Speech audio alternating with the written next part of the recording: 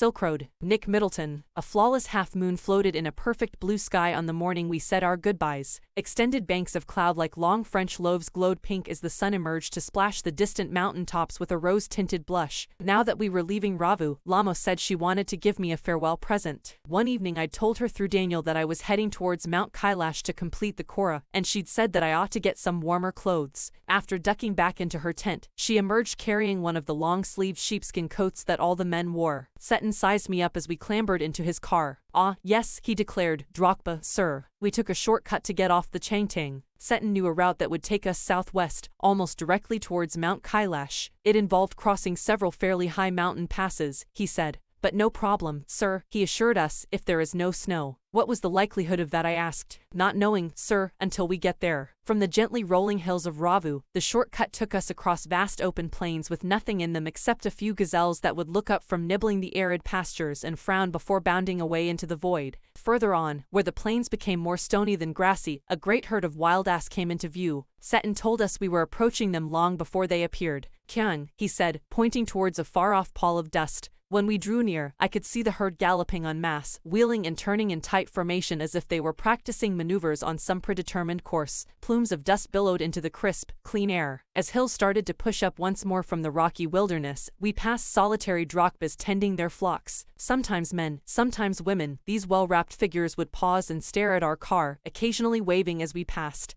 When the track took us close to their animals, the sheep would take evasive action, veering away from the speeding vehicle. We passed nomads' dark tents pitched in splendid isolation, usually with a huge black dog, a Tibetan mastiff, standing guard. These beasts would cock their great big heads when they became aware of our approach and fix us in their sights. As we continued to draw closer, they would explode into action, speeding directly towards us, like a bullet from a gun and nearly as fast. These shaggy monsters, blacker than the darkest night, usually wore bright red collars and barked furiously with massive jaws. They were completely fearless of our vehicle, shooting straight into our path, causing Seton to brake and swerve. The dog would make chase for 100 meters or so before easing off, having seen us off the property. It wasn't difficult to understand why ferocious Tibetan mastiffs became popular in China's imperial courts as hunting dogs, brought along the Silk Road in ancient times as tribute from Tibet. By now we could see snow-capped mountains gathering on the horizon. We entered a valley where the river was wide and mostly clogged with ice, brilliant white and glinting in the sunshine.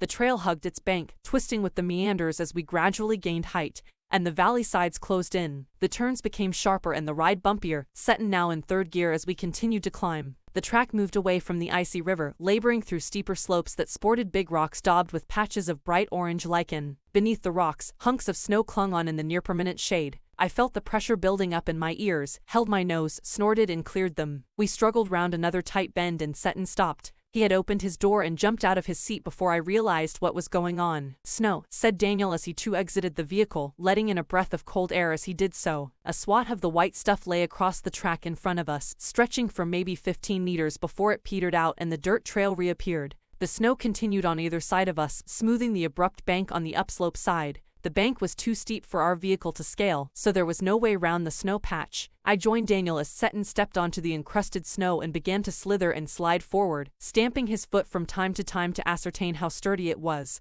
I looked at my wristwatch. We were at 5,210 meters above sea level. The snow didn't look too deep to me, but the danger wasn't its depth, Daniel said, so much as its icy top layer. If we slip off, the car could turn over, he suggested, as we saw Seton grab handfuls of dirt and fling them across the frozen surface. We both pitched in and, when the snow was spread with soil, Daniel and I stayed out of the vehicle to lighten Seton's load. He backed up and drove towards the dirty snow, eased the car onto its icy surface, and slowly drove its length without apparent difficulty. 10 minutes later, we stopped at another blockage. "Not good, sir," Seton announced as he jumped out again to survey the scene. This time he decided to try and drive round the snow. The slope was steep and studded with major rocks, but somehow Seton negotiated them, his four-wheel drive vehicle lurching from one obstacle to the next. In so doing he cut off one of the hairpin bends, regaining the trail further up where the snow had not drifted. I checked my watch again as we continued to climb in the bright sunshine. We crept past 5,400 meters and my head began to throb horribly. I took gulps from my water bottle, which is supposed to help a rapid ascent, We finally reached the top of the pass at 5,515 meters. It was marked by a large cairn of rocks festooned with white silk scarves and ragged prayer flags. We all took a turn round the cairn, in a clockwise direction as is the tradition, and Seton checked the tires on his vehicle. He stopped at the petrol tank and partially unscrewed the top, which emitted a loud hiss. The lower atmospheric pressure was allowing the fuel to expand. It sounded dangerous to me. Maybe, sir, Seton laughed, but no smoking. My headache soon cleared as we careered down the other side of the pass. It was 2 o'clock by the time we stopped for lunch. We ate hot noodles inside a long canvas tent,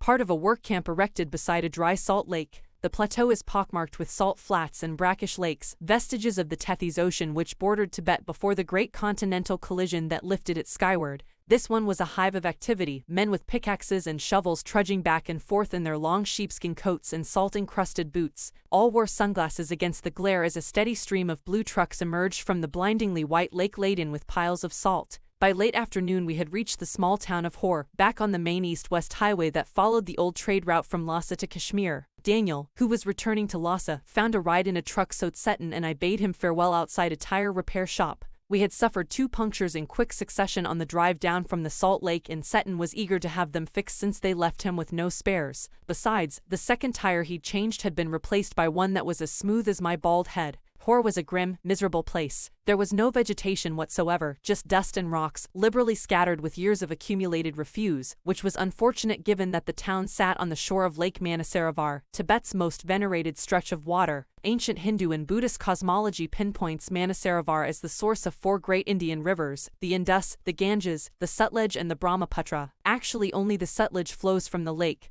but the headwaters of the others all rise nearby on the flanks of Mount Kailash. We were within striking distance of the great mountain and I was eager to forge ahead. But I had to wait. Seton told me to go and drink some tea in Hor's only cafe which, like all the other buildings in town, was constructed from badly painted concrete and had 3 broken windows. The good view of the lake through one of them helped to compensate for the draft. I was served by a Chinese youth in military uniform who spread the grease around on my table with a filthy rag before bringing me a glass and a thermos of tea. Half an hour later, Seton relieved me from my solitary confinement and we drove past a lot more rocks and rubbish westwards out of town towards Mount Kailash. My experience in Hor came as a stark contrast to accounts I'd read of earlier travelers' first encounters with Lake Manasaravar. Ekai Kawaguchi, a Japanese monk who had arrived there in 1900, was so moved by the sanctity of the lake that he burst into tears. A couple of years later, the hallowed waters had a similar effect on Sven Hedin, a Swede who wasn't prone to sentimental outbursts. It was dark by the time we finally left again, and after 10:30 p.m. we drew up outside a guest house in Darchen for what turned out to be another troubled night. Kicking around in the open-air rubbish dump that passed for the town of Hor had set off my cold once more, though if truth be told it had never quite disappeared with my herbal tea. One of my nostrils was blocked again, and as I lay down to sleep, I wasn't convinced that the other would provide me with sufficient oxygen. My watch told me I was at 4,760 meters. It wasn't much higher than Ravu, and there I'd been gasping for oxygen several times every night. I'd grown accustomed to these nocturnal disturbances by now, but they still scared me. Tired and hungry, I started breathing through my mouth. After a while, I switched to single nostril power, which seemed to be admitting enough oxygen, but just as I was drifting off, I woke up abruptly. Something was wrong. My chest felt strangely heavy and I sat up, a movement that cleared my nasal passages almost instantly and relieved the feeling in my chest. Curious, I thought. I lay back down and tried again. Same result. I was on the point of disappearing into the land of Nod when something told me not to. It must have been those emergency electrical impulses again.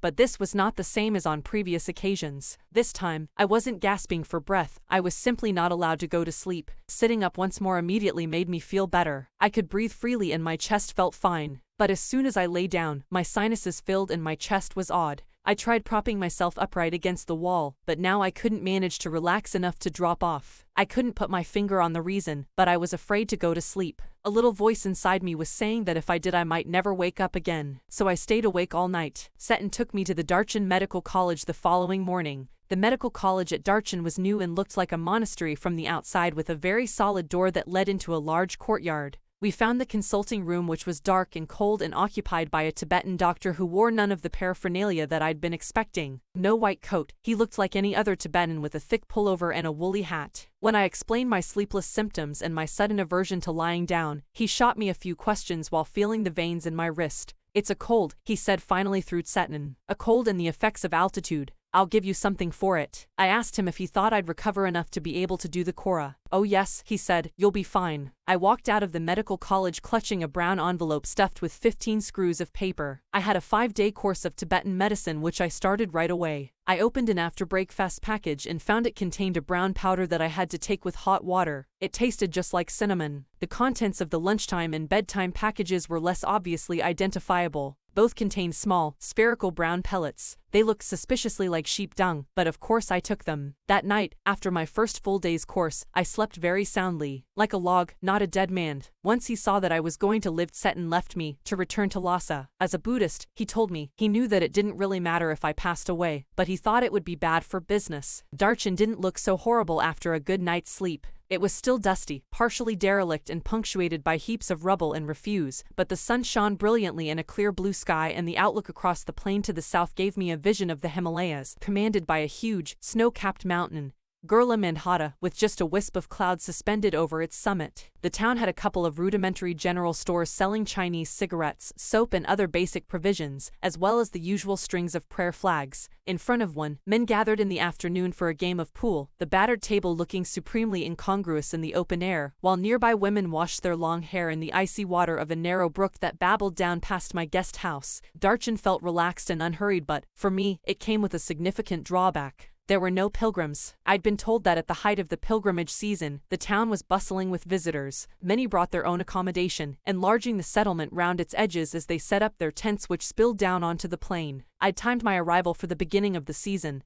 but it seemed I was too early. One afternoon I sat pondering my options over a glass of tea in Darchen's only cafe. After a little consideration, I concluded they were severely limited. Clearly I hadn't made much progress with my self-help program on positive thinking. In my defense, it hadn't been easy with all my sleeping difficulties, but however I looked at it, I could only wait. The pilgrimage trail was well trodden, but I didn't fancy doing it alone. The Kora was seasonal because parts of the route were liable to blockage by snow. I had no idea whether or not the snow had cleared, but I wasn't encouraged by the chunks of dirty ice that still clung to the banks of Darchen's brook. Since Seton had left, I hadn't come across anyone in Darchen with enough English to answer even this most basic question. Until, that is, I met Norbu. The cafe was small, dark and cavernous, with a long metal stove that ran down the middle. The walls and ceiling were wreathed in sheets of multicolored plastic, of the striped variety, broad blue, red and white, that is made into stout, voluminous shopping bags sold all over China, and in many other countries of Asia as well as Europe.